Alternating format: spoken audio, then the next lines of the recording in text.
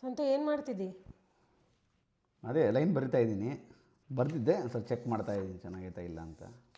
Okay, ಹಂಗಂದರೆ ಒಂದು ಕೆಲಸ ಮಾಡ್ಬೇಕು ನೀನೀಗ. ನನಗೋಸ್ಕರ ನನಗೆ ಇಷ್ಟವಾದ ರವಿ ಬೆಳಗೆರೆ ಅವ್ರ ಸ್ಟೈಲಲ್ಲಿ ಹೇಳಬೇಕು ಇದನ್ನು. ಇದನ್ನೇ ಅವ್ರ ಸಲ ಹೇಳೋಕ್ಕಾಗತ್ತೆ ನೀನಂತ. ಟ್ರೈ ಮಾಡಿ ಜಲ್ದಿ. ಭಾಳ ಕಷ್ಟ. ಯೂಶಲಿ ಮಾತಾಡ್ತಿರ್ತೀವಿ ಮನೆಯಾಗ ಮಾತಾಡೋದು ಬೇರೆ, ಕ್ಯಾಮ್ರಾ ಆನ್ ಮಾಡಿದ್ರೆ ಮಾತಾಡೋದು ಬೇರೆ. ಟ್ರೈ ಮಾಡಿ ನೋಡೋಣ. ಯಪ್ಪ ಭಯ ಆಗುತ್ತಪ್ಪ. ಟ್ರೈ ಮಾಡ್ತೀನೋ ಈಗ ತಾನೇ ಬರ್ತಾನೆ ನೋಡ್ಕೊಂಡು ಹೇಳ್ತೀನಿ. ಓಕೆ.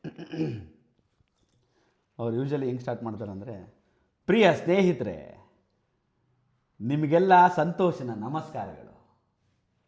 ನಮ್ಮ ಜೀವನದಲ್ಲಿ ನಾವು ಇಷ್ಟಪಟ್ಟಿದ್ದು ಸಿಗದೇ ಇದ್ದಾಗ ಸಹಜವಾಗಿ ಕೋಪ ನಿರಾಶೆ ಆಗುತ್ತೆ. ಆದರೆ ಎಷ್ಟೋ ಜನಕ್ಕೆ ಏನು ಸಿಗದೇ ಇದ್ದರೂ ಜೀವನ ನಡೆಸೋರನ್ನು ನೋಡಿದಾಗ ನಿಮಗೇನು ಅನಿಸುತ್ತೆ?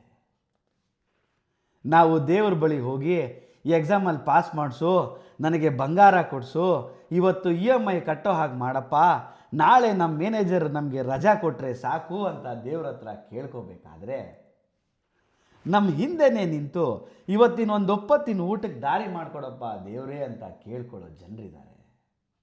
ಮೈ ಡಿಯರ್ ಫ್ರೆಂಡ್ಸ್, ಅದಕ್ಕೆ ಇರೋದ್ರಲ್ಲೇ ನೆಮ್ಮದಿಯಾಗಿ ಜೀವನ ಮಾಡೋಣ. ಏನಂತೀರ? ಇದು ತಪ್ಪಿದ್ರೆ ಕ್ಷಮಿಸ್ರಿ, ಸುಮ್ಮನೆ ಏನೋ ಹೇಳ್ಬೇಕಂತ ಹೇಳ್ತೀನಿ ಅಷ್ಟೇ. Thank you.